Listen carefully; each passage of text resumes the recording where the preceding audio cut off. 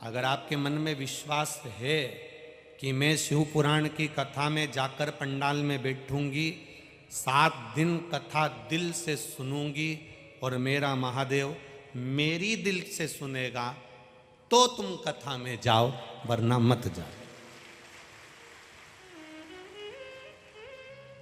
क्यों समय बर्बाद करना? नहीं तो अपना मन ही नहीं लगे, दिल ही ना लगे, विश्वास ही ना हो, भगवान पर भरोसा ना हो, भगवान पर दृढ़ता ना हो, तो फिर कथा में जाने से लाभ क्या? क्यों जाए? बच्चा रोया, माँ ने उसको नहीं उठाया, पर बच्चा चीख कर रोया, माँ ने उसको गोदी में उठाया। आप रोज मंदिर जाते हो, रोज भगवान को जल चढ़ाते हो, रोज भगवान शिव को बेलपत्र समर्पित करते हो, बेलपत्र नहीं भी चढ़ाते तो जल तो चढ़ाते हो, जल भी नहीं चढ़ाते तो उसको प्रणाम तो करते हो। मंदिर जाओ तो मंदिर से बाहर निकलते हो तो 4 लोगों को, जब तुम्हें 4 लोग देखते हैं तो तुम ऐसा महसूस करते हो जैसे हम भगवान पर एहसान कर कर आ रहे हैं। हम भगवान को जल चढ़ा के नहीं, कुछ एहसान कर कर आ रहे हैं।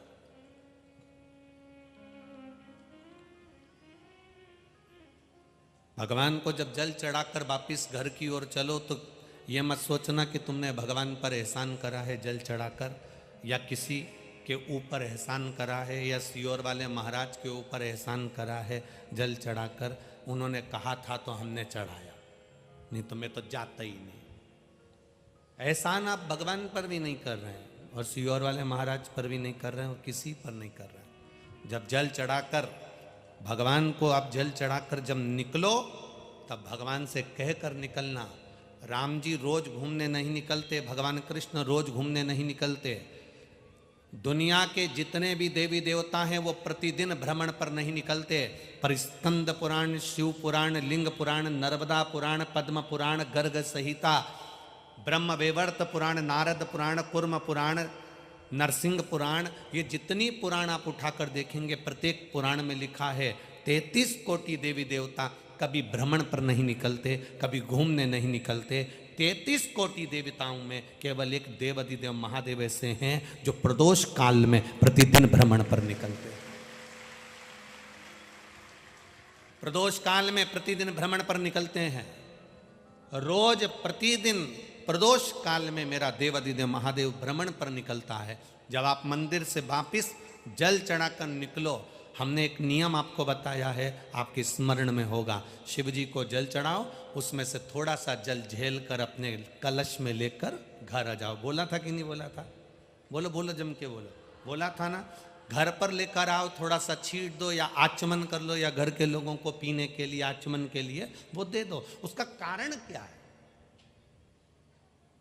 क्यों कहा कि मंदिर का जल झेल कर लिया ना? खाली पात्र मत लेकर आना, उसमें 2 बूंद भले जल लेकर आना, पर वहां से जल चढ़ा हुआ लेकर आ जाना। क्यों कहा?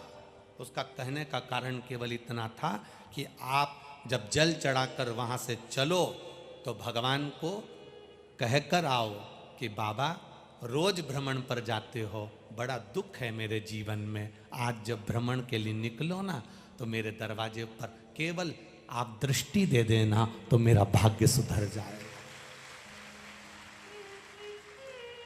आप मेरे दरवाजे पर मात्र दृष्टि दे देना। गुरु की दृष्टि, सतगुरु की दृष्टि, परमात्मा की दृष्टि, माता पिता की दृष्टि जब तक रहती है तब तक जीव कभी कष्ट नहीं भोगता, कष्ट नहीं भोगता।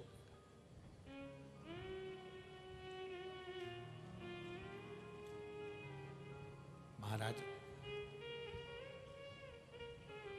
आप जल चढ़ाकर जब जल वापिस लेकर आते हो ना, तो ये जल वापिस नहीं ला रहे हो।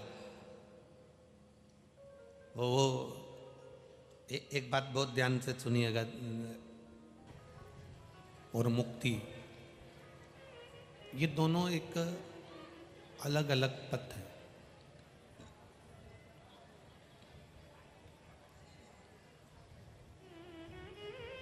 थोड़ा सा दान कर देने से व्यक्ति को मुक्ति मिल जाती है, थोड़ा भजन कर लेने से व्यक्ति को मुक्ति मिल जाती है, थोड़ा पुण्य कर लेने से व्यक्ति को मुक्ति मिल जाती है। पर मुक्त तो कोई भी हो सकता है। मूल ये नहीं है कि आप मुक्त हो, मूल ये है कि आप मोक्ष पा जाए। मुक्ति और मोक्ष में एक अंतर है कि मुक्ति होने के बाद फिर जन्म हो जाता है, पर मोक्ष होने के बाद बार बार जन्म नहीं होता है, हम छूट जाते हैं। पुनरपि जननम पुनरपि मरणम का जो प्रपंच है, इससे हमारी मुक्ति हो जाती है। बार बार जन्म ले लेना, बार बार मर जाना, फिर जन्म ले लेना, फिर मर जाना, इसको केवल एक मुक्ति का क्रम बताया गया है। पर मोक्ष का जो क्रम है उसमें फिर कोई जन्म नहीं ले पाता, जो है वो परमात्मा की शरणागति में चले जाता है और ये जन्म और मृत्यु के प्रपंच से छूट जाता है। आप कथा में बैठकर जो ये 3 घंटे की कथा होती है, उस 3 घंटे की कथा में से 2.5 घंटा आपको मिलता है। उस 2.5 घंटे में आप व्यर्थ की बातों में अगर समय निकाल दें तो फिर परमात्मा की प्राप्ति कैसे हो?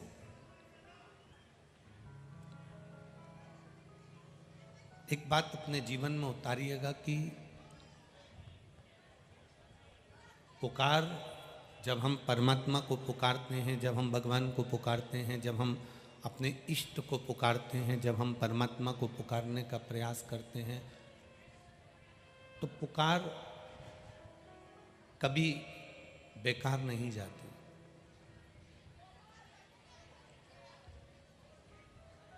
पुकार कभी बेकार नहीं जाएगी। आपने अगर परमात्मा को पुकारा है, आपने अगर भगवान को पुकारा है, तो आपकी पुकार कभी बेकार नहीं हो।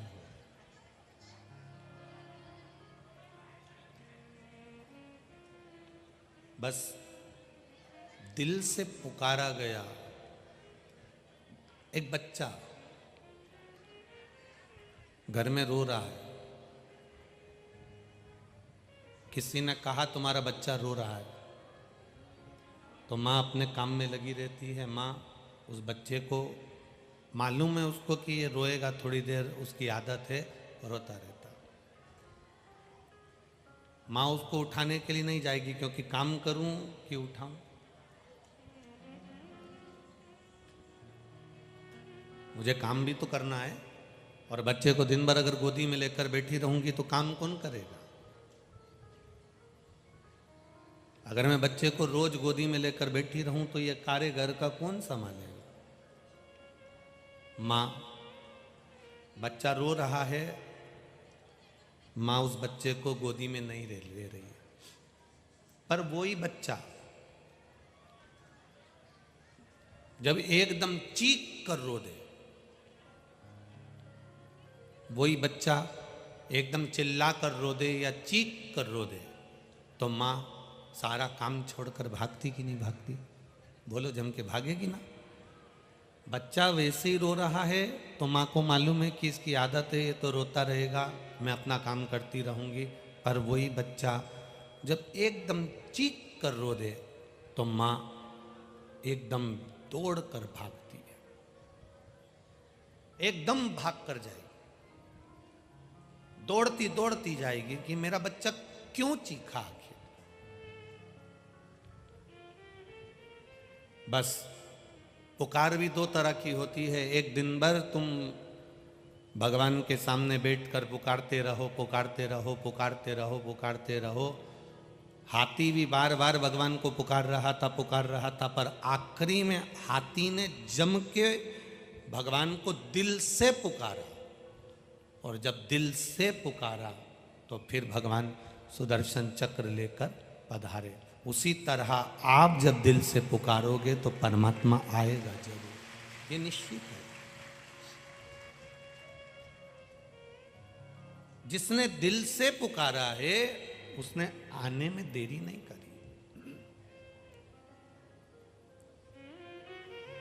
कर्मा पुकारी तुझे मीरा पुकार।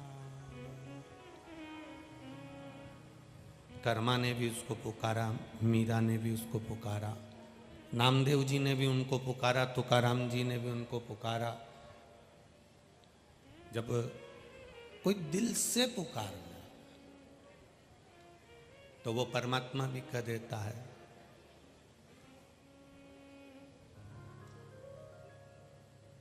कि मंदिर से दौड़ा चला आऊंगा, कोई दिल से पुकारे। कैलाश छोड़ चला आऊंगा, कोई दिल से पुकारे। मीरा पुकारी तुम्हें कर्मा पुकारी। मीरा पुकारी तूने कर्मा पुकारी। अमृत का प्याला लिए लाऊंगा, कोई दिल से पुकारे। भक्तों के लिए दौड़ाऊंगा, कोई दिल से पुकारे। जब हम बच्चा दो तरह से रोता है, एक बच्चा रोया माँ उठकर नहीं गई, दूसरा बच्चा चीख कर रोया माँ दौड़कर चली गई। आप भगवान को पुकारो, मना नहीं, पर पुकारने में भी तुम्हारे दिल का भाव होना चाहिए।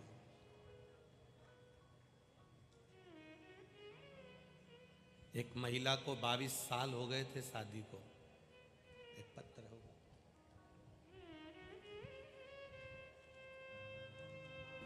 एक मित्र, एक पति अपनी पत्नी से कहता है, सुन, शाम को मेरा दोस्त भोजन करने आएगा, जीवन करने आएगा, रोटी खाने आएगा। पत्नी बोली, तो ये जो घड़ी रखी है ना, ये छुपा के रख देना। जो सामने जूते पड़े हैं ना, वो छुपा के रख देना। सामने जो मोबाइल रखा है ना, वो छुपा के रख देना। सामने जो गुलदस्ता रखा है, वो छुपा के रख देना। पत्नी बोली, क्यों, तुम्हारा दोस्त तो चोर है?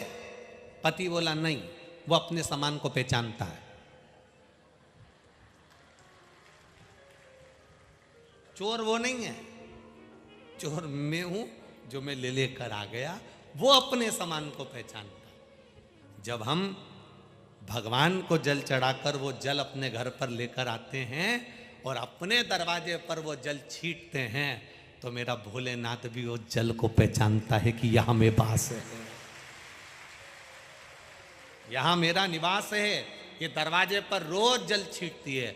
आपके यहाँ का ये नियम है कि नहीं मालूम नहीं, पर हमारे गुजरात में, मध्य प्रदेश में, राजस्थान में ऐसा नियम है कि रोज सवेरे माताएं जल्दी उठती हैं, एक लोटा पानी अंदर से लाती हैं, अपने दरवाजे पर पानी छींट के रंगोली डाल देती हैं। यहाँ ऐसा है कि नहीं वो पता नहीं, है ना ऐसा कि रोज प्रतिदिन घर की माँ अंदर से जाएगी, गांव गांव, खेड़े खेड़े, छोटे छोटे से गांवों में घर से अंदर से पानी लाएगी, बाहर डाल देगी। छत्तीसगढ़ में भी ऐसा है, छत्तीसगढ़ में भी पानी लाएगी, बाहर डालेगी और थोड़ी सी रंगोली सफेद लेके आई और यूं डाल डुला के और पहुंच जाए।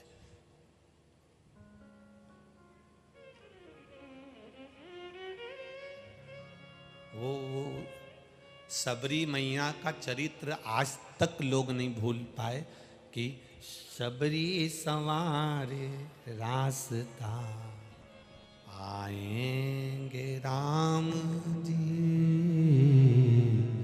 मेरा भी धन्य जीवन बनाएंगे राम जी।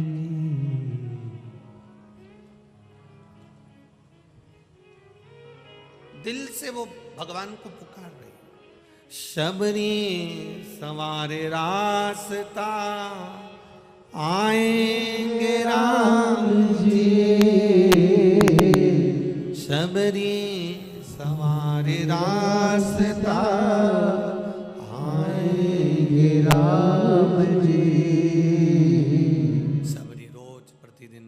दरवाजे पर बुआरी लगाकर, झाड़ू लगाकर रंगोली डाल देती है, फूलों की सेज बिछा देती है। वो नियम हमारे भीतर, हम जब शंकर भगवान को, शिवालय को, शिवलिंग को एक लोटा जल चढ़ा कर आए, थोड़ा सा जल लेकर आकर अपने दरवाजे की चौखट पर, अपने द्वार के ऊपर छीट दें, आचमन कर लें उसमें से। जब द्वार पर छीटेंगे, भगवान रोज प्रदोष काल में शाम के समय मेरे महादेव पार्वती को लेकर, गणेश जी को लेकर, रिद्धि सिद्धि को लेकर, सारी सिद्धियों को लेकर भगवान प्रतिदिन निकलते हैं। और जब भगवान प्रतिदिन निकलते हैं तो उनके आप और सरल भाषा में समझो, आपके घर का कोई सामान पड़ोसी के दरवाजे पर रखा हुआ देख लो, तुम जा रही हो और तुम्हारा कोई सामान जिसको तुम पहचानती हो पड़ोसी के यहाँ दरवाजे पर लगा हुआ है, तो पहचानोगी कि नहीं पहचानोगी? अरे बोलो जम के, पहचान जाओगी ना। बगल वाली से कह दोगी मेरे घर का सामान इसके यहाँ कैसे आ गया, दरवाजे पे कैसे लगा है, ये तो मेरे घर का था, ये तो मेरे द्वार का था, फिर ये लेकर क्यों चली गई? मन नहीं मानेगा तुम्हारा। आखिर में तुम 2 बार उसको मुड़कर देखोगी, मेरा ही है ना, लग तो मेरा ही रहा है। बस तुमने 2 बार मुड़कर देख लिया और देखा तो उसके दरवाजे पर ही था ना। अगर जल का छींटा हमने हमारे द्वार पर दिया है और महादेव ने शाम के समय देख लिया कि मेरा ही जल है ना, बस दृष्टि पड़ गई उस चौखट पर, तो दरवाजा भले बंद हो, हमारा भाग्य का दरवाजा परमात्मा खोल देता है। द्वार भले बंद हो पर भाग्य का द्वार परमात्मा खोल देता है।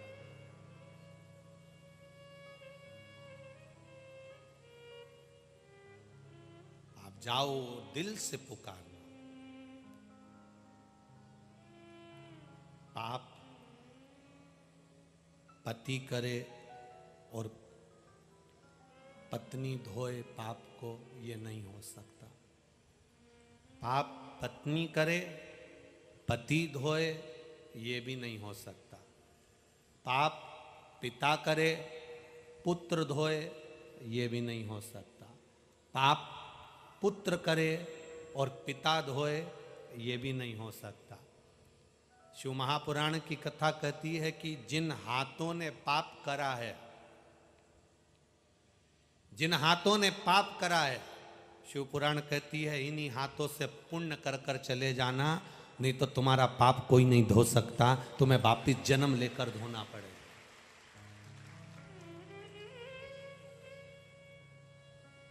अगर ये हाथ पाप करे हैं तो इन हाथों से पुण्य करते चलना।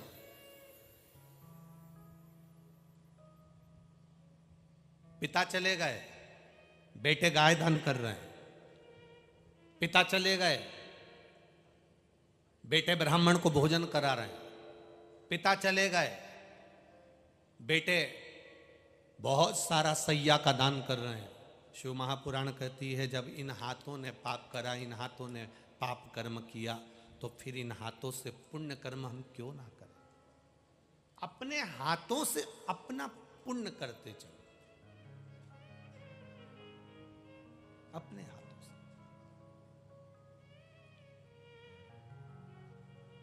जब हम अपने हाथों से अपना पुण्य करते हुए चलते हैं तो जिंदगी की सार्थकता अपने आप प्राप्त हो जाती है। अपने आप थोड़ा थोड़ा पुण्य करने का मौका जीवन में हर एक व्यक्ति को मिलता है। शिव कथा के माध्यम से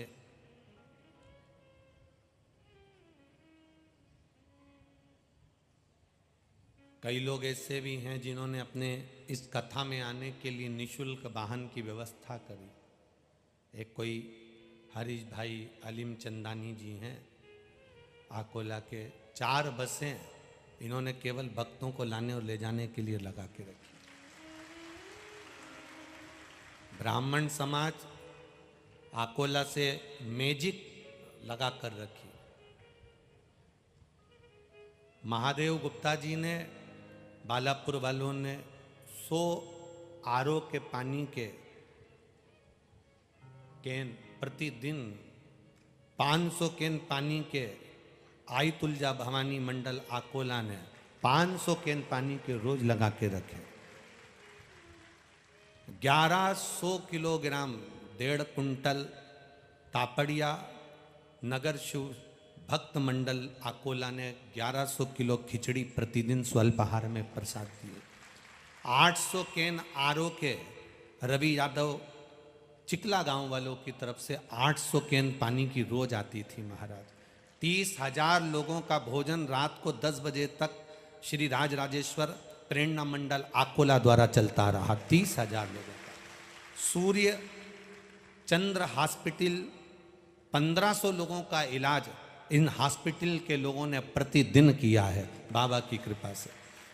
200 बिस्तर 2000 बिस्लेरी की बोतल प्रतिदिन ओम प्रकाश जी बजाज आकोला वालों की तरफ से प्रतिदिन वितरण करी गई है।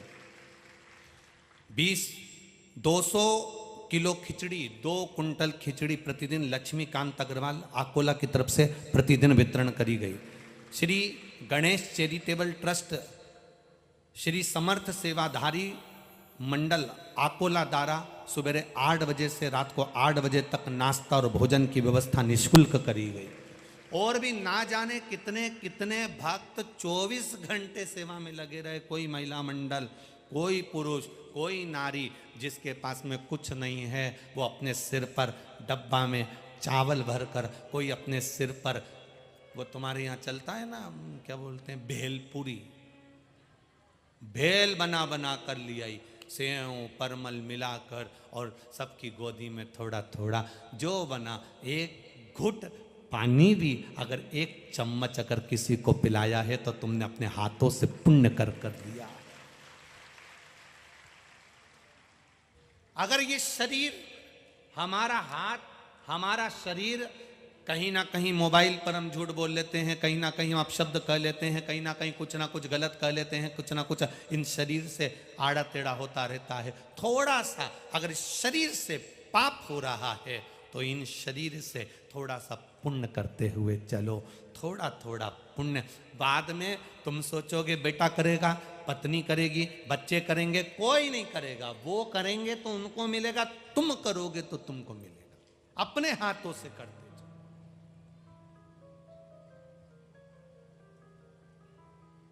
शिव महापुराण की कथा में पहुंचकर यहां से अपने घर की ओर जब तुम जाते हो तो भी तुम पुण्य करते हो।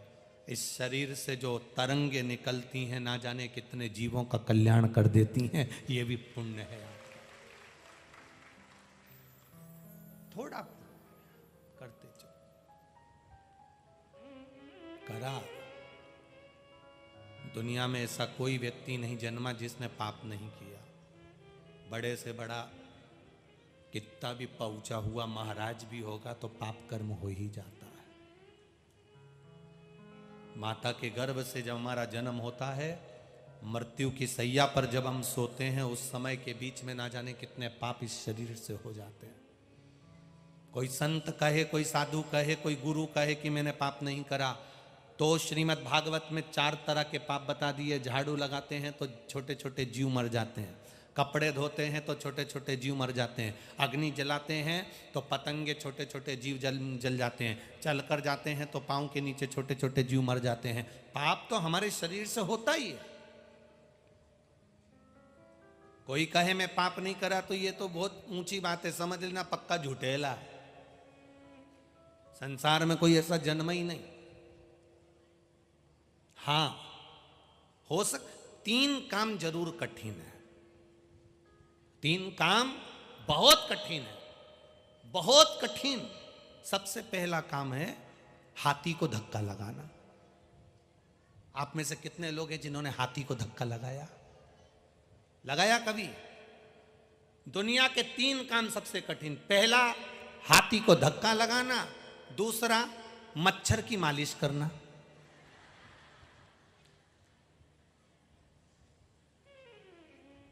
तीन काम सबसे कठिन। पहला हाथी को जम के बोलो धक्का लगाना, दूसरा मच्छर की मालिश करना, और तीसरा काम सबसे कठिन है शादी के बाद मुस्कुराना। ये दुनिया का सबसे कठिन काम। शादी होने के बाद, शादी के पहले जितने स्माइल दे दिए, जितने खुश हो लिए, खूब नाच लिए, खूब प्रसन्न हो लिए, रसगुल्ला खा लिए, खूब नाश्ता कर लिए, शादी के पहले पहले तक ठीक है, पर शादी के बाद मुसद्दी लाल जैसा हो जाता है।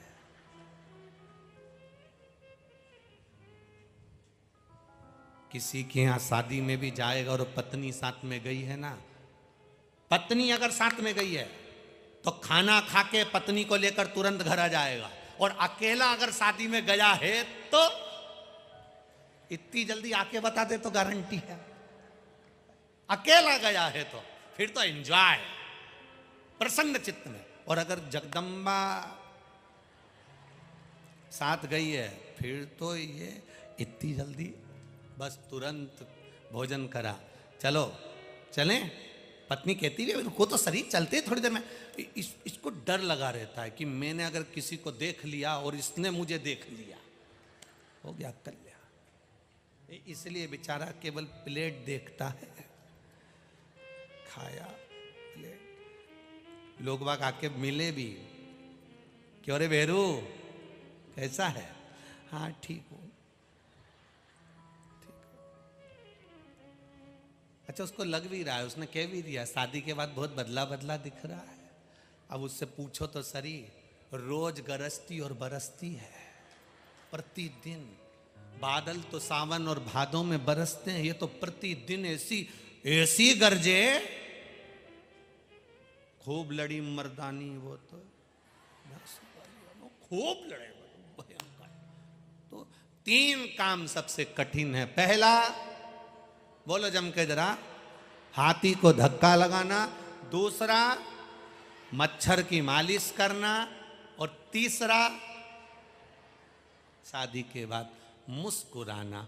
इसलिए शिव महापुराण की कथा तुम्हारे गांव में हुई है कि तुम यहाँ बैठ के मुस्कुरा लो, कोई मना नहीं करेगा, कोई को शंका भी नहीं होगी और कोई कुछ कहेगा भी नहीं। ये मुस्कुराने के लिए, रोने के लिए पूरी जिंदगी पड़ी है। माता कौशल्या के गर्भ से भगवान राम जी का प्रागट्य हुआ, माता कौशल्या की गोद में राम जी का प्रागट्य हुआ।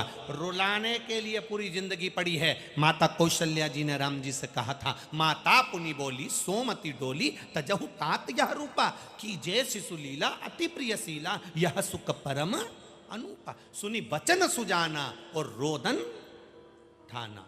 माता कौशल्या जी कह रही है राम जी से, रोइए। राम जी कह रहे हैं हम भगवान, हम कभी नहीं रोते, हम दुनिया को रुलाते हैं। कौशल्या जी कह रही हैं पृथ्वी पर जन्म लिया है तो रोना तो पड़ेगा। राम जी महाराज कह रहे हैं माँ मैं भगवान, मैं राम, मैं नारायण, मैं रोता नहीं हूं, दुनिया को रुलाता हूं। माँ कौशल्या कह रही है पृथ्वी पर आए हो तो रोना पड़ेगा। ये हमारा शास्त्र कह रहा है, पृथ्वी पर जन्म लिया है तो रोना पड़ेगा। कौशल्या जी ने राम जी को रुलाया था।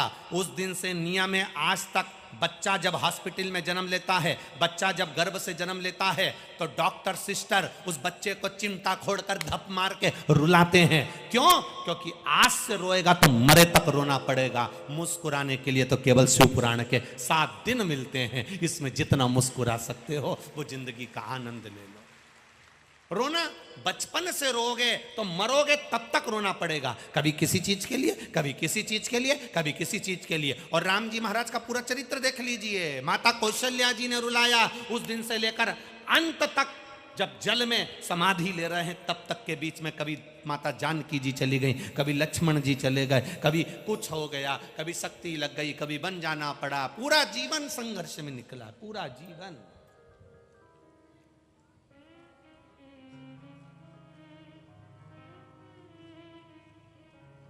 वो तो परमात्मा थे। किसी ने पूछा राम जी तुम तो भगवान थे, फिर तुम ये जीवन तुम्हारा? राम जी कहते हैं कर्म गति बड़ी विचित्र है। कर्म गति श्री स्वामी समर्थ जी ने चोलप्पा से कहा था कि कर्म गति का भोग तो चोलप्पा तुझे भी भोगना पड़ेगा। आज तूने धन एकत्रित कर लिया, मेरी पादुका को दर्शन करा करा कर तू करोड़पति बन गया, धनपति बन गया, वैभवपति बन गया, पर चोलप्पा तेरे को कर्म का भोग भोगना पड़ेगा, तू उसकी तैयारी करके रख लेना। जितना धन चोलप्पा ने स्वामी समर्थ जी के दर्शन कराकर, सत्संग कराकर जो कमाया था, वो सारा धन चोलप्पा का एक दिन समाप्त हो गया और चोलप्पा भगवान के चरणों में जाकर गिर गया, श्री स्वामी समर्थ के चरणों।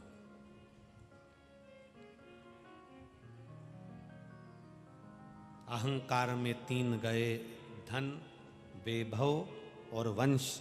ना मानो तो देख लो, रावण, कौरव और कंस, ये तीनों अहंकार में चले गए। धन भी गया, वैभव भी गया और वंश भी गया। रावण भी गया, कौरव भी गया और कंस भी गया। आप अपनी भक्ति के बल को बढ़ाओ, आप अपने विश्वास को बढ़ाओ। मंदिर जाना, शिव जी को जल चढ़ाना, शंकर भगवान को जल चढ़ाने का कारण क्या है? घर के बच्चों को भी आदत डाली है, बहुओं की भी आदत डाली है, सास की भी आदत डाली है, ससुर की भी आदत डाली है। घर में रहने वाले प्रत्येक पति को भी कह दो, तुम दुकान 5 मिनट बाद खोलना, जाओ थोड़ा सा जल चढ़ा के आ जाओ। अरे तू भी वो सियोर वाले महाराज के चक्कर में पड़ गई, मुझे जल चढ़ाने का बोल रही है। क्या दिक्कत है जल चढ़ाने से? तकलीफ क्या है? क्या तकलीफ क्या है जल चढ़ाने से? जाओ, चले जाओ, जाओ। लोग कहते हैं सुदामा जी की जो पत्नी थी वो बड़ी तेज थी। सुदामा जी की पत्नी इतनी जिद्दी थी कि अपने पति के पीछे पड़ गई थी कि जाओ द्वारकाधीश के दरवाजे पर जाओ, जाओ द्वारकाधीश के दरवाजे पर जाओ। लोग कहते हैं सुदामा जी की पत्नी बड़ी क्रोधी थी, बड़ी जिद्दी थी। तो सुदामा जी की पत्नी जिद्दी थी तो उसने गलत क्या कहा? सुदामा जी की पत्नी जैसी दुनिया में किसी की पत्नी नहीं होगी। सुदामा जी की पत्नी केवल एक ऐसी थी जो अपने पति से रोज कहती थी कि जाओ द्वारकाधीश के चरणों में जाओ, जाओ द्वारका जाओ, जाओ द्वारका जाओ, जाओ द्वारका जाओ। सुदामा की पत्नी केवल एक अकेली थी जो अपने पति को रोज कहती थी कि द्वारका जाओ, द्वारकाधीश के पास जाओ। नहीं तो आज के जमाने की पत्नी सुबह से आवाज लगाती है, जाओ दूध की थैली लिया, जाओ सब्जी ले आओ, जाओ पानी ले आओ, जाओ थोड़ा आते आते घी ले आना, जाओ सामान ले आना। आज तक ऐसी कौन सी पत्नी है जो अपने पति के पीछे पड़ी हो रोज प्रतिदिन? जाओ एक लोटा जल चढ़ा कर आओ, जाओ रोज एक लोटा जल चढ़ा के आओ। पत्नी अगर एक सामान नहीं आता तो फोन लगा के बोल देती है आते आते ये ले आना। तुम्हें अपने सामान की चिंता है, तुम्हें घर में वस्तुओं की चिंता है, तुम्हें अपने सामान की चिंता है। हर पत्नी को अपने पति की भी चिंता होना चाहिए, क्योंकि दुकान पर बैठकर कमाने के लिए ऐसा संसार का कोई व्यक्ति नहीं मृत्यु लोक में आएगा तो उसको कमाने के लिए, घर चलाने के लिए झूठ भी बोलना पड़ेगा, घर चलाने के लिए कपट भी करना पड़ेगा, घर चलाने के लिए बेईमानी भी करना पड़ेगी, घर चलाने के लिए उसे प्रपंच भी करना पड़ेगा। दुनिया का ऐसा कोई पुरुष नहीं जो झूठ नहीं बोलता हो, प्रपंच नहीं करता हो। कमाने के लिए, अपने घर में कमाने के लिए, अपने बच्चों का पेट भरने के लिए, अपनी पत्नी का पेट भरने के लिए, अपने परिवार को चलाने के लिए दुकान पर बैठकर, नौकरी में, सर्विस में, हर जगह पर उसको एक ना एक झूठ बोलना ही पड़ता है। उसको झूठ बोलना पड़ेगा। और जब झूठ बोलता है, कमा कर लेकर आता है, उसकी कमाई का भोग पत्नी भी करती है, बच्चे भी करते हैं। पर उसने किस तरह से कमाया है, कैसे कमाया है, किस तरह से कमा कर लाया है, उसके कर्म का भोग उस पति को भोगना पड़ेगा। इसलिए धर्म पत्नी का फर्ज है अपने पति के हाथ में एक लोटा जल पकड़ाए और उसको मंदिर तक भेजे, जिससे उसको भोगना ना पड़े, वो यहीं का पाप यहीं धुल कर जाए। यहीं का पाप यहीं धोकर जाइए, यहीं पर। कोई संसार में नहीं जन्मा ऐसा कोई पुरुष नहीं होगा जो कमाने के लिए, एक ऑटो वाला ऑटो चलाए, बस वाला बस चलाए, फैक्ट्री वाला फैक्ट्री चलाए, दुकान वाला दुकान चलाए, नौकरी वाला नौकरी करे, कोई ये बन गया, कोई वो बन गया, कोई इंजीनियर बन गया, कोई डॉक्टर बन गया, कोई कलेक्टर बन गया, कोई मिनिस्टर बन गया, कोई कुछ बन गया, मंत्री संतरी कलंतरी सब बन गए। ऐसा कोई नहीं जन्मा जिसने झूठ ना बोला हो अपने परिवार को चलाने के लिए। तो धर्म पत्नी का फर्ज है। तुम्हारे नाम के आगे लिखा है धर्म पत्नी, कभी किसी पति के नाम के आगे नहीं लिखा होता कि धर्म पति। तुम्हारे नाम के आगे लिखा है धर्म पत्नी। पत्नी और धर्म पत्नी में जमीन आसमान का अंतर होता है। पत्नी वो होती है जो पति को पतन के रास्ते पर ले जाती है, पत्नी वो होती है जो पति को मायके ले जाती है, पत्नी वो होती है जो पति को मॉल में घुमाने ले जाती है, पत्नी वो होती है जो पति को घुमाने फिराने ले जाती है, और धर्म पत्नी वो होती है जो पति को शिव महापुराण तक लेकर आती है। धर्म पत्नी वो होती है जो पति को शिव मंदिर तक पहुंचा देती है। धर्म पत्नी वो होती है जो पति को धर्म के पथ तक पहुंचा देती है। और तुम्हारा एक फर्ज है, तुम धर्म पत्नी हो।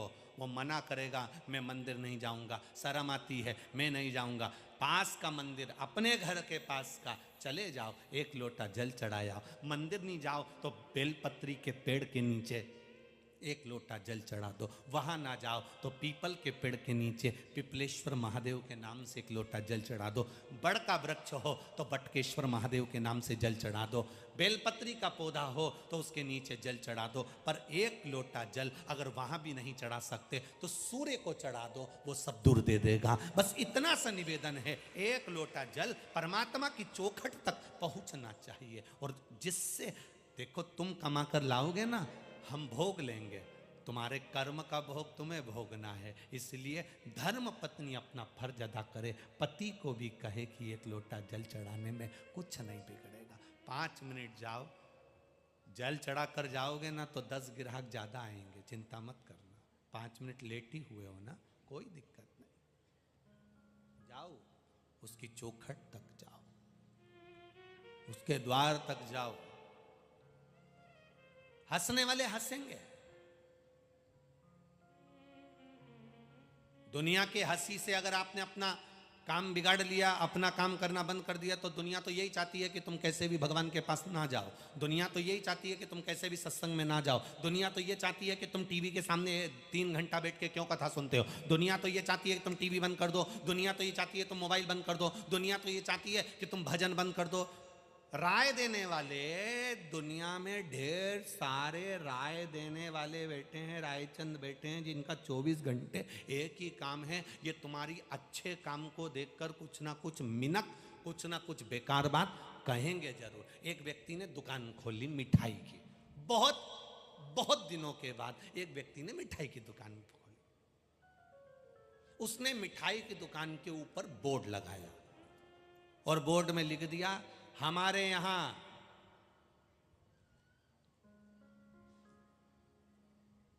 ताजी मिठाइयां मिलती हैं। अब उसने गलत लिखा गया, अरे जम के तो बोलो, नहीं लिखा। उसने नई दुकान खोली और बोर्ड में लिख दिया, हमारे यहां, बोलो जम के बोलो, हमारे यहां ताजी मिठाइयां मिलती हैं। अब उसने बोर्ड लगा दिया। अब देखो रायचंदों को जो तुम्हें अच्छा नहीं देख सकते। एक आ गया दांत खुरत्ता खुरत्ता मिठाई लेना। अरे यार तुमने ये क्या करा है, दुकान खोल के रखी है, सबको दिख रहा है कि मिठाई की दुकान है, तो ये लिखने की क्या जरूरत थी हमारे यहां। पागल हो गया। इतना लिखना कि ताजी मिठाइयां मिलती है, हमारे यहां लिखने की क्या जरूरत है तेरे को। जनता को क्या मूर्ख समझता है, अकल नहीं है तेरे में। उसने कहा क्या करूं, हटा इसको, हमारे यहां हटा दे। उसने बेचारे ने हमारे यहां हटा दिया। अब क्या बचा, ताजी मिठाइयां मिलती है। अब फिर 2-4 दिन के बाद कहीं का रायचंद फिर आ गया। क्यों, तुम्हारे यहां बासी मिठाई भी मिलती है क्या। उसने कहा क्यों, तुमने लिखा है ताजी मिठाइयां मिलती है, मतलब तुम दोनों तरह की मिठाई रखते हो, ताजी और बासी। अगर तुम अक्लवर होते तो तुम्हें ये ताजी लिखने की जरूरत ही क्या थी? उसने कहा क्या करूं, ताजी हटा। उसने ताजी हटा दी। अब क्या लिखा था? मिठाइयां मिलती हैं। अब फिर 15-20 दिन बाद कहीं का दूसरा आ गया। राय देने वाले बहुत, फ्री में तो कोई भी दे देता राय, फ्री में। फिर आ गया कोई, अरे कितना बेवकूफ आदमी है तू। शोकेस में मिठाई दिख रही है, शोकेस में रखी हुई सारी मिठाई दिख रही है, सब कुछ रखा हुआ दिख रहा है, तो लिखने की क्या जरूरत है कि मिठाइयां मिलती हैं? उसमें क्या दिक्कत है? जब दिख रहा है ना, सामने वाला अंधा थोड़ी ना। हटा इसको। उसने बेचारे ने मिठाइयां बिगाड़ दिया। अब क्या लिखा है? मिलती है। फिर 15-20 दिन बाद कहीं कहा गया, बोर्ड पड़ा का, क्यों उधार मिलती है कि नकदी मिलती है? उधार मिलती है कि नकदी मिलती है? अब राय देने वालों को देखिए, राय चंदों को, उधार मिलती है कि नकदी मिलती है? क्यों, हमारे यहां तो नकदी मिलती है। तो तूने ये क्यों लिखा मिलती हैं? पागल हो गया है क्या? लिख दिया मिलती हैं, तो लिखना चाहिए उधार मिलती कि नकदी मिलती। हटा उसको। अब उसने मिलती हटा दिया। अब केवल एक ही शब्द बचा, क्या? है। फिर कहीं का 15-20 दिन बाद आ गया, अरे पगला, बाट है, तराजू है, मिठाई है, दुकान है, सब कुछ है, तो ये है लिखने की जरूरत क्या? बेचारे ने उसके कहने से है भी मिटा दिया। पूरा साइन बोर्ड, पूरा की पूरा दुकान का बोर्ड क्लीन साफ। 15-20 दिन बाद फिर एक रायचंद आ गया। इतनी बड़ी दुकान, बोर्ड भी अच्छा जोरदार, इस पे कुछ लिखता क्यों नहीं है? पागल है? इतनी बड़ी दुकान, इतना अच्छा बोर्ड, लिख दे हमारे यहां ताजी मिठाई मिलती है। ये दुनिया के लोग हैं। आपको सुखी नहीं देख सकते। जब आप अपनी जिंदगी अलमस्त होकर जीना चालू कर देते हो, थोड़ी सी उन्नति करना चालू कर देते हो, तो ऐसे कई लोग आएंगे जो तुम्हें मिटाने का काम करेंगे। पर हमें उनका कहना नहीं मानना है, हमें भगवत भजन की ओर आगे बढ़ना। अपनी सोच से जियो। अपने को क्या अच्छा लग रहा है वो अपने को होना चाहिए, दूसरे से मतलब मत रखो। आप शादी में जाते हो तो 50 लोगों से पूछ कर जाते हो, कौन से कपड़े पहनूं, क्या रखूं, क्या नहीं रखूं। अपनी मर्जी का कपड़ा पहनिए, अपनी मर्जी से अलमस्त होकर जियो। तुम्हें जैसा अच्छा लगे वैसा श्रृंगार करो। तुम्हें तुम्हारे दिल को अच्छा लगना चाहिए, तुम्हें अपने आप को अच्छा लगना चाहिए, तुम्हें वो करना चाहिए। परंतु हम दूसरे के भरोसे जी रहे हैं। उसको बुरा लगेगा, उसको अच्छा नहीं लगेगा, उसको बुरा लग जाएगा, उसको अच्छा नहीं लगेगा, उसको बुरा लग जाएगा। 4 लोग क्या कहेंगे, बस ये फंसा पड़ा है। ये लोग क्या कहेंगे, 4 लोग क्या कहेंगे। 4 लोग कुछ नहीं कहेंगे, तुम्हारे मरने के बाद राम नाम सत्य कहेंगे। इससे ज्यादा कुछ नहीं कह सकते। हम दुनिया के सहारे जी रहे हैं। वो क्या कहेगा, उसने क्या कह दिया, उसने ऐसा बोल दिया, उसने वैसा बोल दिया। अब तुम खुद अंदाजा लगा के बैठो। शिव महापुराण की कथा जब शुरू में लोग टीवी पर सुनना चालू करे थे तो कितना कितना लोगों ने कहा काली मिर्ची तो लिखी नहीं है, प्रदोष काल में महाराज जी ने अभिषेक करा दिया, तो ये कर दिया, तो वो कर दिया। कहने वाला कहता रहेगा, आग लगे बस्ती में अपन रहो मस्ती में। जिसको काली मिर्ची लगे लगती रहे, तुम तो अपना भजन करो ना। कहते कहने वाले कहेंगे कहेंगे। आप अगर कथा में आओगे ना तो लोग कह देंगे, अरे इतनी गर्मी में काहे को जा रहे हो, इतनी तेज गर्मी पड़ रही है, 48 डिग्री टेम्परेचर दोपहर में हो जाता, 42 डिग्री टेम्परेचर हो जाता, तुम इतनी गर्मी में जा रहे हो, क्या करोगे जाके। तो जो तुमको राय दे उसको हाथ जोड़ कर कह देना, तुझे किसी ने बुलाया था ये बोलने के लिए कि तू हमको राय दे। तेरे यहाँ कोई पीला चावल देने गया था कि तू हमको राय दे। दुकान मेरी, बोर्ड मेरा, कमा में रहा हूं, मेहनत में कर रहा हूं, मेरी मर्जी से कमाऊंगा, मेरी मर्जी से रहूंगा। क्यों दुकान बंद करी? ये मेरा मन। क्यों खोली? मेरा मन। मैं अपनी मर्जी से जी। वो एक गाने की लाइन याद कर लो, मैं चाहे ये करूं चाहे वो करूं, मेरी मर्जी। अपनी सोच से जियो, अपने आनंद से जियो। हम दूसरे के हिसाब से जी रहे हैं, हम दूसरे के हिसाब से जी रहे हैं।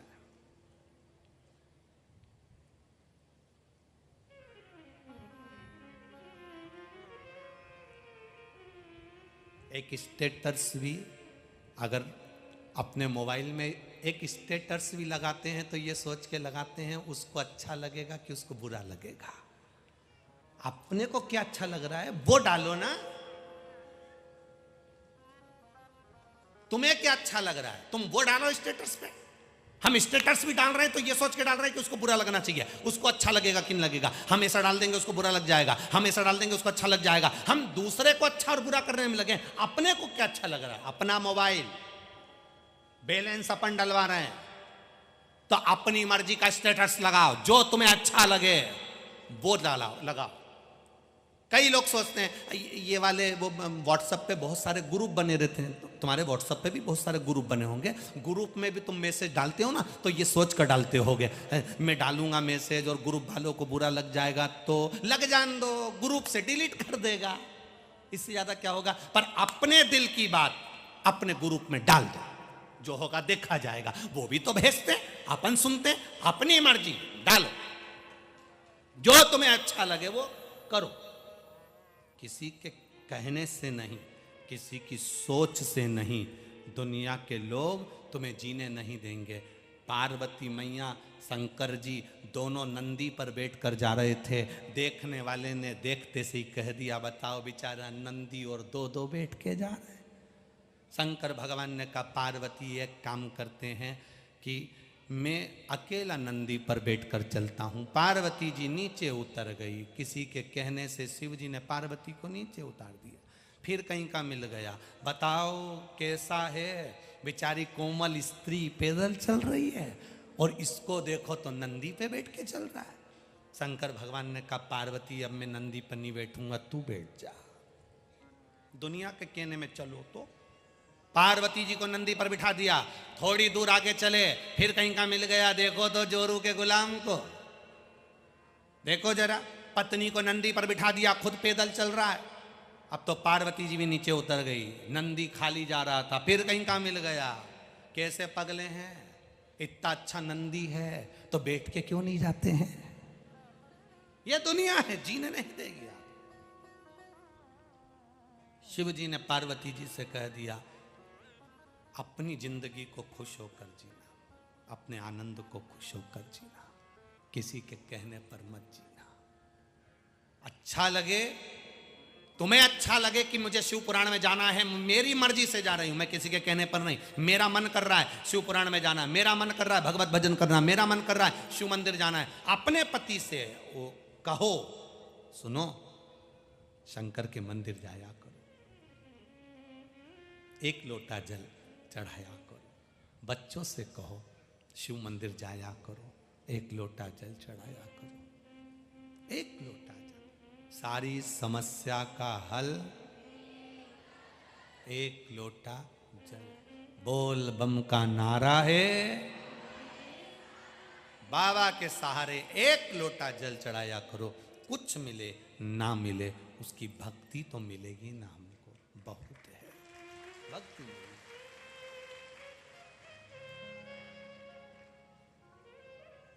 बस उसका साथ अगर मिल गया एक बार तो फिर कोई चिंता नहीं, कोई टेंशन नहीं है, कोई चिंता नहीं।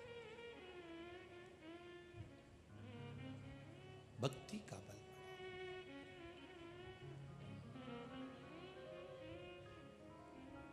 शिव के सिवा कहीं, आप लोगों को आता है, सबको आता है, एक लाइन आती है, जरा सब लोग गुनगुनाइएगा आवाज तेज कर कर।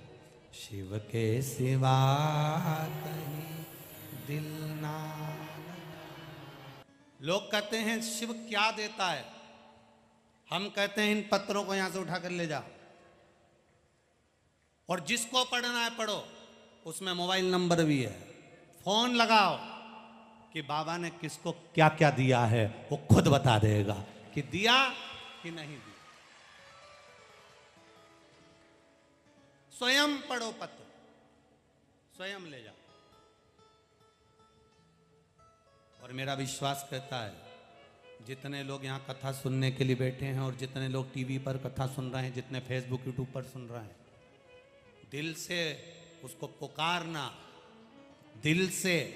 जब कथा के बीच में भजन होने के बाद में श्री शिवाय नमस्तुभ्यम बोलने का मौका मिले और बाबा से प्रार्थना करो, 5 बार मंत्र बोलने के बाद जब बोलो, बोल कर देखना अगली कथा में 3 महीने के अंदर तुम्हारा भी पत्र इसी व्यासपीठ पर होगा।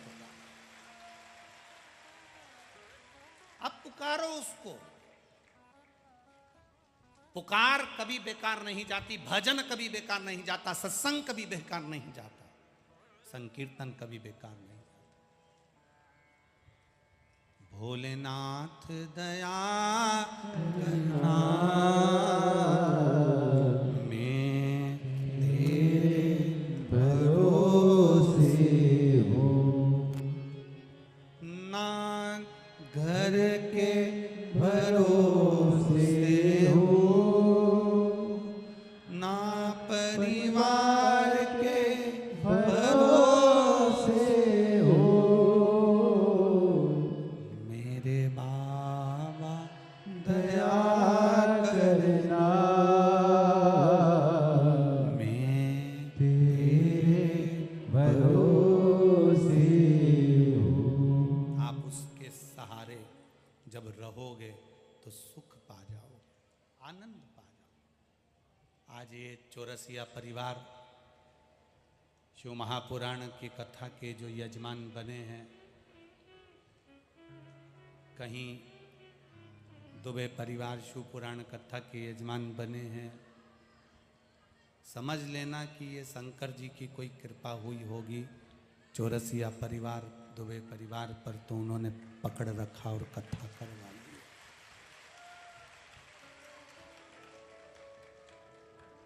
कुछ उसने दिया होगा जो ये हो गई।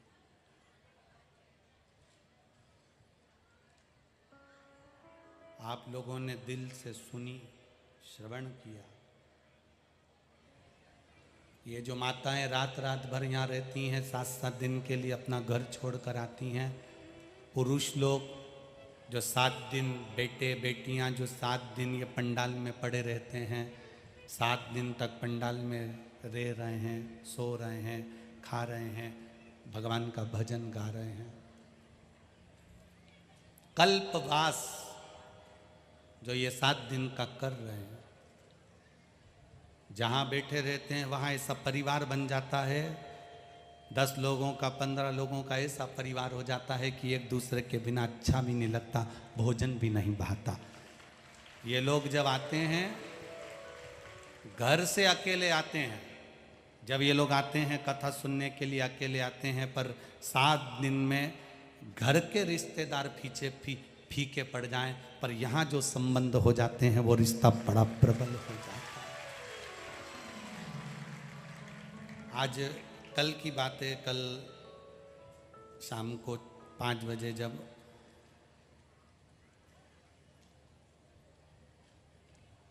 एक बच्चे ने बड़ा सुंदर प्रश्न किया।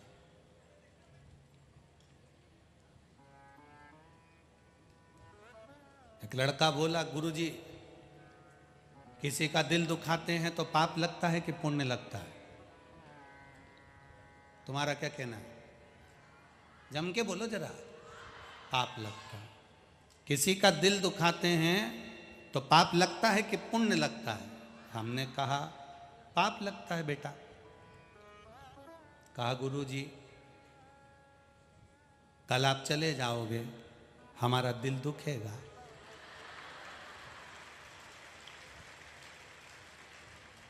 तो आपको पाप नहीं लगेगा? हमने कहा तू ये बता पहले कि तू आया कहाँ से? कहा अक्कलकोट से आया हूं। तो मैंने कहा तेरे को स्वामी समर्थ ही भेजे हैं, पक्का बात है बेटा। वो महाराज 7 दिन की वस्ती है, 7 दिन आनंद लेते हैं, चले जाते हैं। जिंदगी भर की याद आकोला वालों के हृदय पर छप जाती है, छूट जाती है।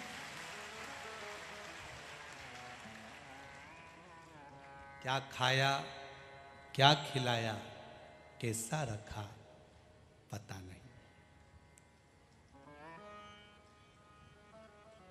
कथा कभी धन से नहीं हुई, कथा जिसने दिल से कराई उसने छप्पर फाड़ कर दे दी। जो धन कमाने के लिए अगर कथा का क्रम करते हैं या धन के लिए कथा का स्मरण करते हैं तो वो बाद में दर दर की ठोकरें खाता है। दिल से अगर कथा कराई है तो उसने दिल से छप्पर फाड़ कर साल भर में दे दिया। ये जितने लोग पानी पिला रहे हैं, जितने लोग टॉफी खिला रहे, भोजन करा रहे, खिचड़ी खिला रहे, चावल पानी दाल जो कुछ हो, एक पत्रों कथा के बीच में जो ये श्री शिवाय नमस्तुभ्यम बोलने का मौका मिलता है, ये केवल मौका नहीं है, अपने मन की बात बाबा से कहना है कि बाबा आपकी कृपा से, आपकी उदारता से, आपके चरणों में बैठकर शिव महापुराण की कथा को हम सुन रहे हैं। आप कृपा करेंगे पुनः फिर मैं वापिस ऐसे ही पंडाल में बैठकर शिव महापुराण की कथा को श्रवण करूं। भाव से कहिए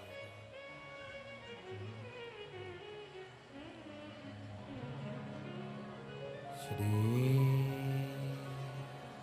शिवाय नमस्तुभ्यं, श्री शिवाय नमस्तुभ्यं, श्री शिवाय नमस्तुभ्यं, श्री शिवाय नमस्तुभ्यं, श्री शिवाय नमस्तुभ्यं। भोला सब दुख काटो मारा, ओ भोला सब दुख काटो मारा। शिव शंकर जपू तेरी माला, भोले बाबा जपू तेरी माला, भोला सब दुख काटो मारा, ओ भोला सब दुख काटो मारा। वेश है मंगल मंगलकारी, वेश है मंगल मंगलकारी, शमशान वासी हमारा, शमशान वासी हमारा, ओ भोला सब दुख काटो मारा, ओ भोला सब दुख काटो मारा। शिव कथा कर रही है, भगवान को पुकारा जाए। जब हम भगवान को पुकारते हैं तो हमारी पुकार कभी बेकार नहीं होती। पुकार कभी बेकार नहीं जाए। आपने अगर पुकारा है तो वो सिद्ध जरूर हो। आप इतनी संख्या में बैठकर, लाखों की संख्या में बैठकर जब भगवान शिव को पुकारते हो, भगवान शंकर का नाम लेते हो, आपसे हम कथा में कहते हैं बैठकर जब अपन बोलते हैं श्री शिवाय नमस्तुभ्यम, जब इतने लोग एक साथ मिलकर उस मंत्र का जाप करते हैं, 5 लाख 10 लाख, आज भी भक्त कम से कम 8 लाख 10 लाख से ज़्यादा हैं, इतने भक्त लोग जब एक साथ शंकर के मंत्र का मूल स्मरण करते हैं तो वो गुंजायमान होता है। और फिर हम बाबा से मंत्र बोलने के बाद कहते हैं बाबा सब दुख काटो महारा।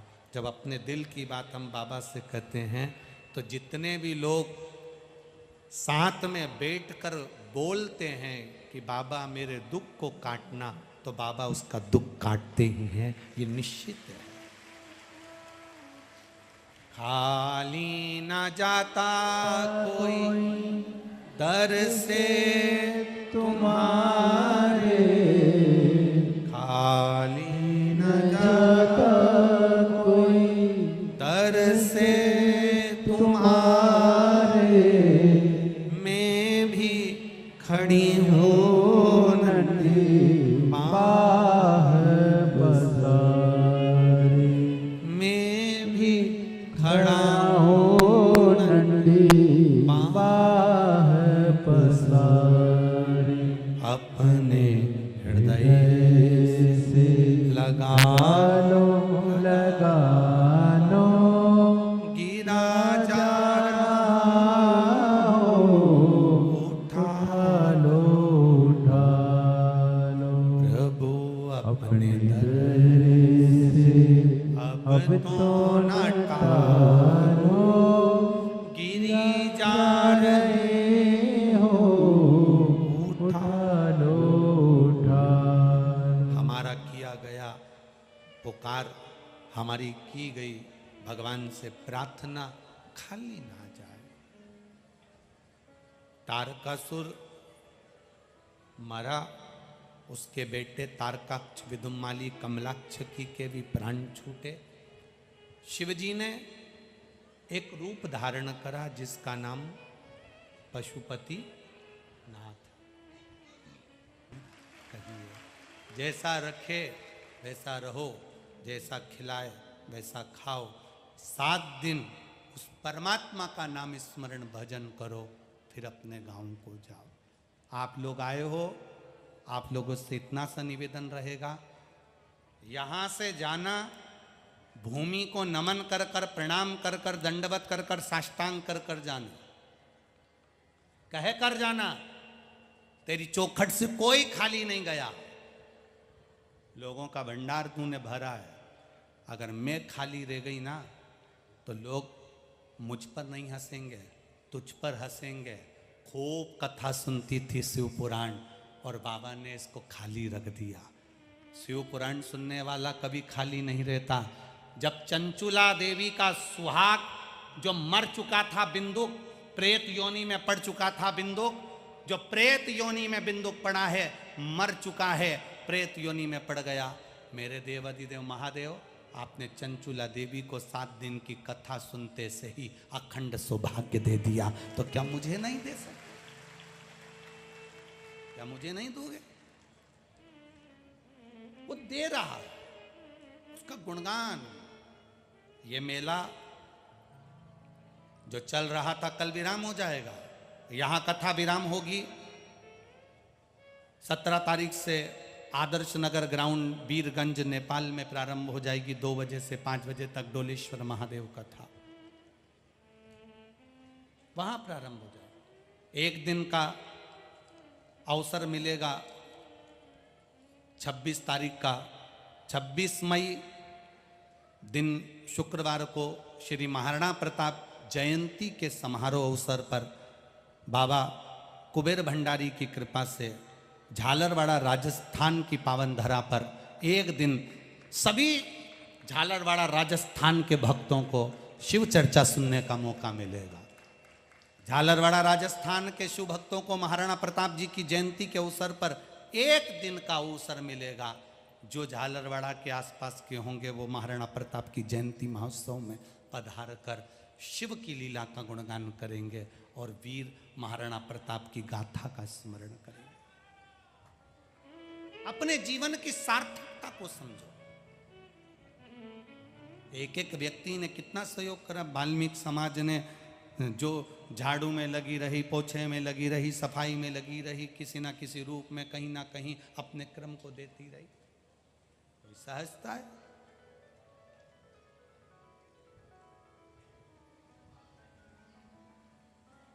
कोई सहज है क्या? वाल्मीकि समाज के कुछ लोग हैं क्या यहाँ पर जिन जो 24 घंटे सेवा में लगे हैं? शासन लगाए, प्रशासन लगाए, पर उनकी सेवा, कचरा उठाना, झाड़ू लगाना, गंदगी को साफ करना, लोग तो कर जाए गंदगी, वो लगा रहे। स्मरण चित्त से हम परमात्मा को रिझाए, भगवत भजन से हम परमात्मा को रिझाए। शिव कथा कह रही है। तारकासुर चले गया, तारकासुर के बेटे तारकाक्ष, विदुमाली, कमलाक्ष की चले गए। डोलेश्वर महादेव के रूप में शिवजी नेपाल में जाकर उनका शीश रह गया। समय आया, शिव महापुराण की कथा कहती है, आज माता पार्वती जी शिव जी के साथ में काशी में विराजमान है।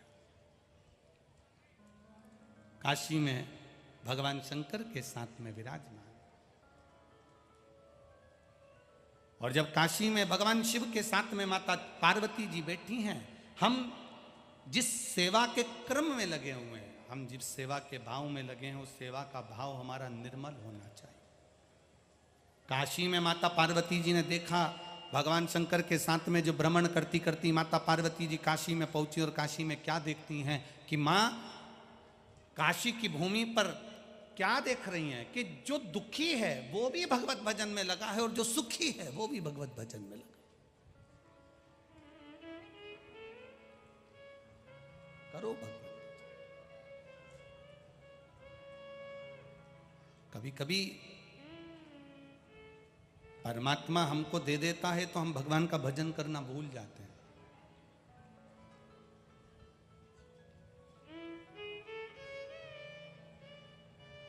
दृष्टि भले ना बदले, पर दृष्टिकोण बदलना चाहिए। एक अंधा व्यक्ति शंकर जी के मंदिर में दर्शन करने आ गया। सारे मंदिर में जितने लोग बैठे थे वो सब हंसने लगे। अंधा व्यक्ति शंकर जी के मंदिर में दर्शन करने आया, जितने लोग बैठे थे वो सब हंस रहे थे। अंधे व्यक्ति से किसी ने पूछ लिया, बाबा क्या करने आए हो? बाबा बोले, दर्शन करने आया। कैसे देखोगे? तुम्हारी आंखें नहीं है। कैसे दर्शन करोगे? तुम्हारे नेत्र नहीं है।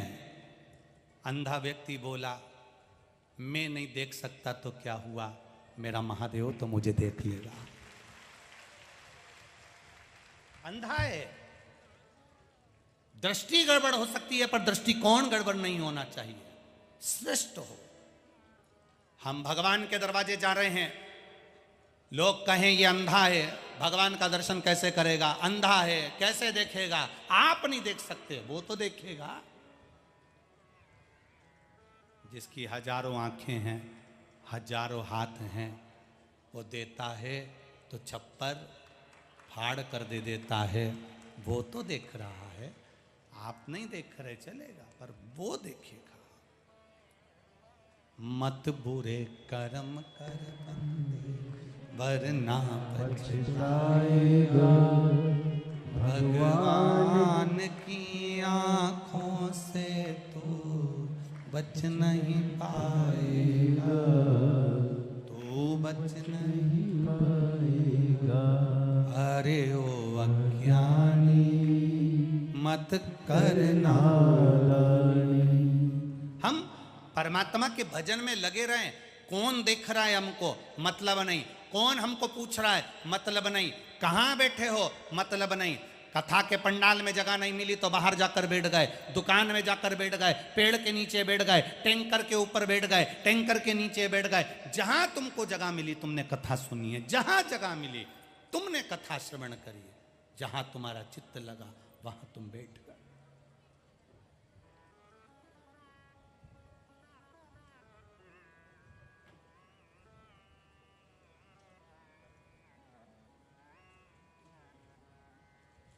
परसों के दिन कथा में परभणी के सांसद जी आए थे, क्या नाम है उनका, परभणी के वो आए थे जो यादव जी है ना, जादव, हाँ संजय जी जाधव। उन्होंने कथा को मोबाइल पर सुना और कहा गुरुजी आप कह रहे थे कि पंढरपुर में कथा होना चाहिए, तो गुरुजी वहाँ अगर कथा हुई तो ये आकोला देख लो, ये स्थिति है, यहाँ 5 डूम लगे हैं, तो वहाँ कम से कम 15 डूम लगाना पड़ेंगे पंढरपुर में। तो हमने कहा अगर डूम बाबा पंडरीनाथ लगवाएगा और पंडरीनाथ कथा करवाएगा, टेंशन डूम की नहीं है, टेंशन तो केवल बाबा जो प्रसाद पवा दे इतने लोगों को, 15 डूम के लोगों को, अपार जन समुदाय को, ये कौन देखेगा। तो कहे गुरुजी काहे चिंता करते हो, जब हरि विट्ठल कराएगा तो हरि विट्ठल खिलाएगा।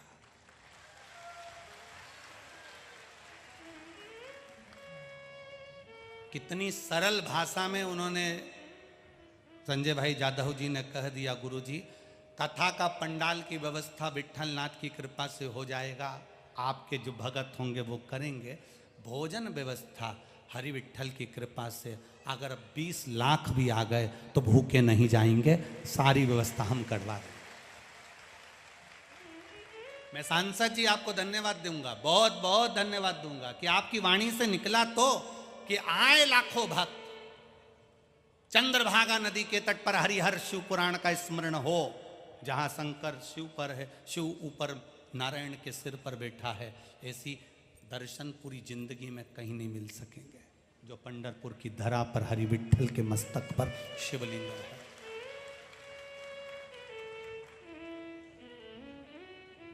हम भी प्रयास करेंगे। उन्होंने कहा भोजन व्यवस्था बाबा करवा देगा, पंडरीनाथ करवा देगा। जब भोजन व्यवस्था हो गई है तो ये व्यवस्था के लिए भी 10-11 जजमाने से ढूंढ लेंगे कि पंडाल भी लगा ही देगा, कहीं ना कहीं व्यवस्था करेगा। और प्रयास करेंगे साल भर 1.5 साल के अंदर पंडरीनाथ हरि विट्ठल के पावन चरणों में एक विशाल शिव महापुराण की कथा पंढरपुर की पावन धरा पर। बोल बम का नारा है, बाबा एक सहारा है, नहाने की भी टेंशन नहीं रहेगी तुमको, क्योंकि वहाँ मेरी माँ चंद्रभागा है, डुबकी लगाना बैठ जाना। करेंगे कुछ जजमानों ऐसे जुड़ेंगे जो ये सब व्यवस्थाएं बाबा कराएगा, करेंगे व्यवस्था, हरि विट्ठल करेगा। श्री स्वामी समर्थ स्वयं वहाँ आकर पंडाल आदि का अधिक व्यवस्था स्वामी समर्थ ही संभाल कर करवा देगा। गजानन बाबा है, सब शिव तत्व। तो शिव महापुराण की कथा कहती है, भगवान का पावन चरित्र कहता है, दिल से अगर हम उसे पुकारें वो दिल से देता है, दिल से पुकार। पार्वती जी ने शिव जी से कहा, यहां एक बुआरी लगाने वाला बुआरी लगा रहा है, झाड़ू लगाने वाला झाड़ू लगा रहा है, आप इनको कुछ दे क्यों नहीं देते? इतना दुखी है, झाड़ू लगाता है, रोज लगाता है। पार्वती जी ने जब शिव जी से कहा तो शंकर भगवान ने कहा पार्वती, ये जो झाड़ू लगाने वाला जो झाड़ू लगा रही है ना, ये जो माँ जो झाड़ू लगा रही है ना, एलईडी बंद हो गई, एलईडियाँ चालू करिए, एलईडियाँ चालू करो।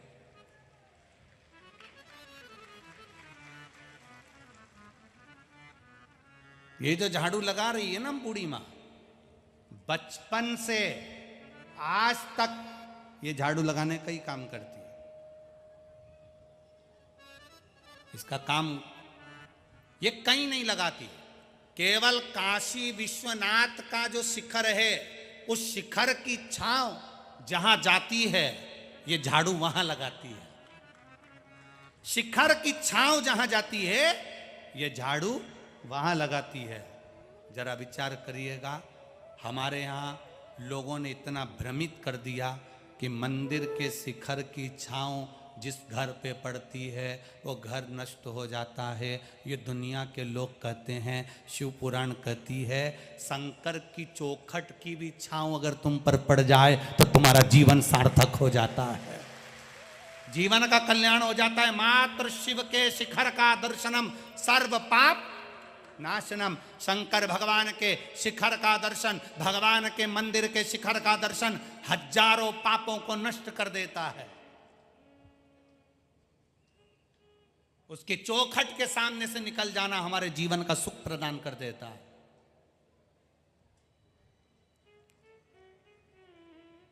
जीवन का एक आनंद प्रदान कर देता है। सीहोर में जब रुद्राक्ष अभी तो नहीं मिल रहे, परंतु जब वितरण चालू होंगे साल भर में भी पूर्ति नहीं हो जाएगी तो 2 साल बांट देंगे। पर जब रुद्राक्ष लेने के लिए आप आए तो एक निवेदन आपसे रहेगा, कंकर शंकर की भूमि पर जब आप बैठो, जमीन पर जब आप बैठो, अभी तो मां तो निर्माणाधीन है। बात तुम सोचो कि भोजन व्यवस्थाएं चल रही है तो थोड़ा वीआईपी भोजन अभी जैसे बाबा के यहाँ चलता, गजानन बाबा के यहाँ बन चुका है तो हाल भी बन गया, भोजन भी ठीक तरह से हो जाता है। ये व्यवस्थाएं सब निर्माणाधीन है, अभी चल रहा है। तुम सोचो कि बहुत वीआईपी व्यवस्था में मिल जाए, वहाँ गादी मिल जाए, कम्बल मिल जाए, सब फ्री मिल जाएगा। गादी लो, सो, कम्बल लो, ओढ़ो, वापिस जमा कर दो, भोजन है फ्री मिल जाएगा, आप आराम से लो। इतने भगत लोग कराते हैं, प्रेम से पाओ, स्नान करो वाशरूम आदि में, आराम से पाओ रुद्राक्ष लेकर। पर कंकर शंकर की भूमि पर जब आओ, थोड़ी देर बैठना, बन सके तो शरीर का एक लोट लगा लेना उसके चरणों में, कंकर शंकर की धरा पर एक गुलटैया लगा लेना, उससे निवेदन कर लेना, तेरे दरवाजे पर आई हूं, कभी खाली नहीं गई।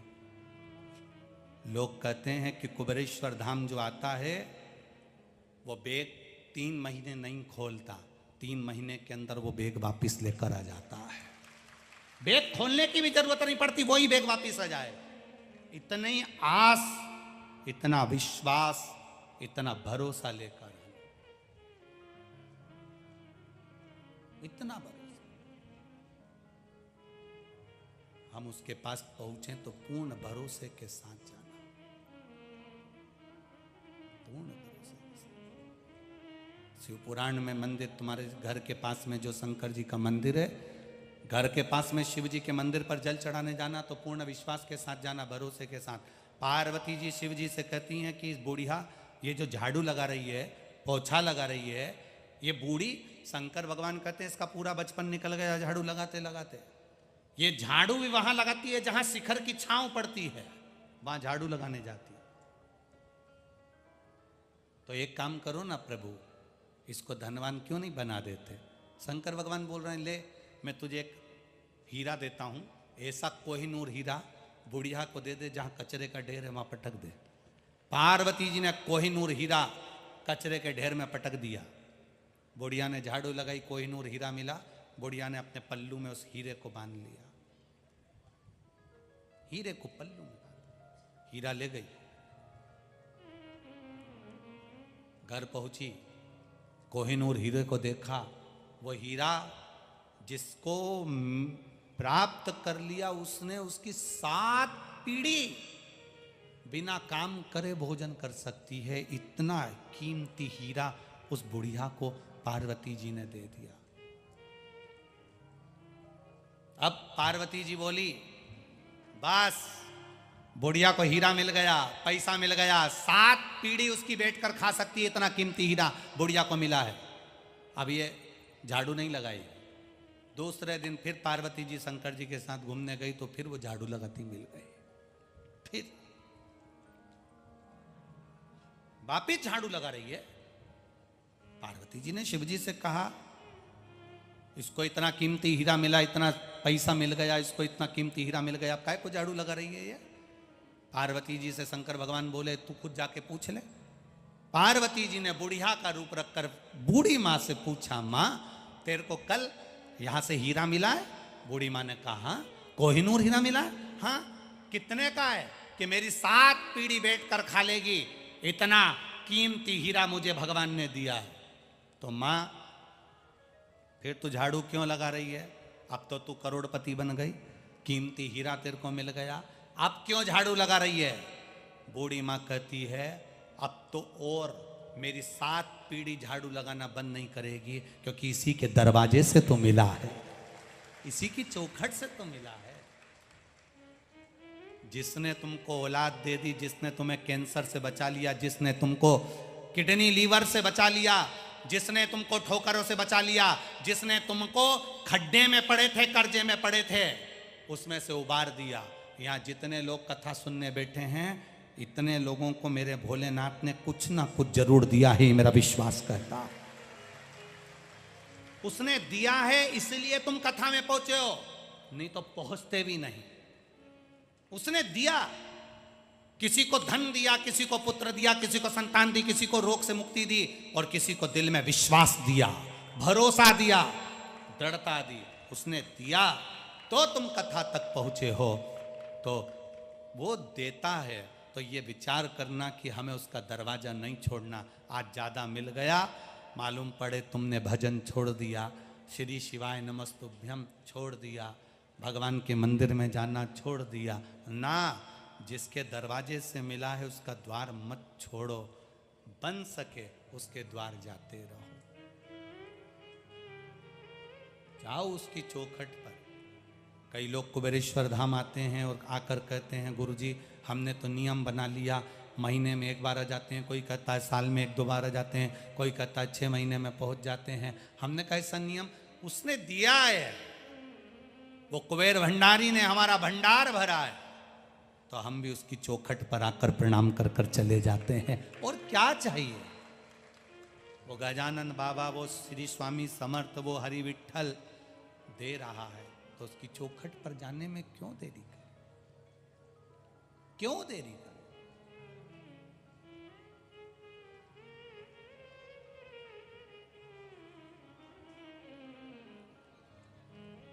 खड़े नहीं होगे, एक लाइन फिर से गुनगुना लोगे।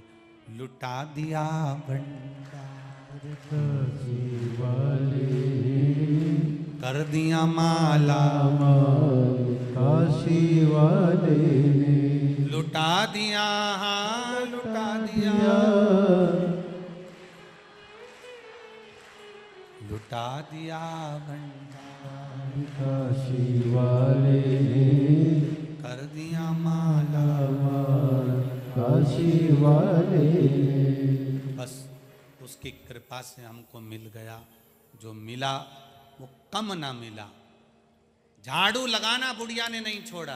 पार्वती जी कहती हैं तू इतनी करोड़पति बन गई, अब क्यों लगा रही? उसी के दरवाजे से मिला, उसकी चौखट। मेरे बाबा तेरी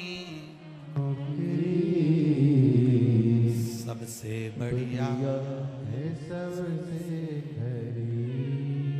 तेरे दरवाजे की चाकरी सबसे बढ़िया है, सबसे मेरी किस्मत का जब गुल खिला, तब जा कर के ये दर मिला हो। मेरी किस्मत का जब गुल खिला,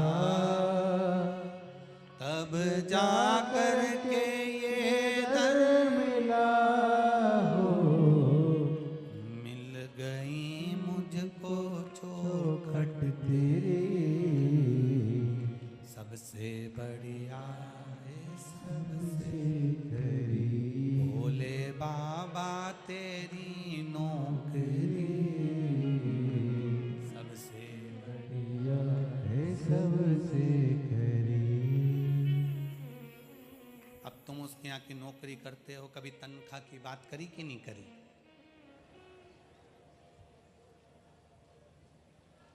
उससे कह दिया करो तनख्वाह की नक्की करो, भोले मेरी नौकरी पक्की करो। बाबा तनख्वाह देना तो ये देना कि मैं तेरे चरणों पर, तेरे मंदिर तक इस शरीर से चलती फिरती आती रहूं, मुझे पलंग पर मत पटकना, ये सबसे बड़ी तनख्वाह है। किसी के आश्रित मत करना, पलंग पर पटकना मतलब आश्रित मत कर देना किसी के। तेरा भजन करती रहूं, चलती फिरती रहूं। एक बूढ़ी माँ वॉकर लेकर आती है, कहाँ बैठी है वो, वॉकर लेकर आती है, वो चलते चलते 2 किलोमीटर दूर पार्किंग पर वॉकर से चलती, कहाँ है वो, हाँ खड़ी हो ना माँ, वो वॉकर लेकर आती है। और वॉकर से जरा विचार करिए, हालत देखिएगा, 90 से भी ऊपर होंगी वो माँ, और वॉकर लेकर चलती है धीरे धीरे भी, धीरे धीरे। वॉकर से 1.5 किलोमीटर 2 किलोमीटर दूर पार्किंग है, वहां तक पैदल चलकर जाती है। अब विश्वास लेकर आती है, इसलिए मां खाली नहीं जाओगी, बाबा चलाता फिराता ही आनंद कराता रहेगा। शिव तत्व की ओर जाएगी।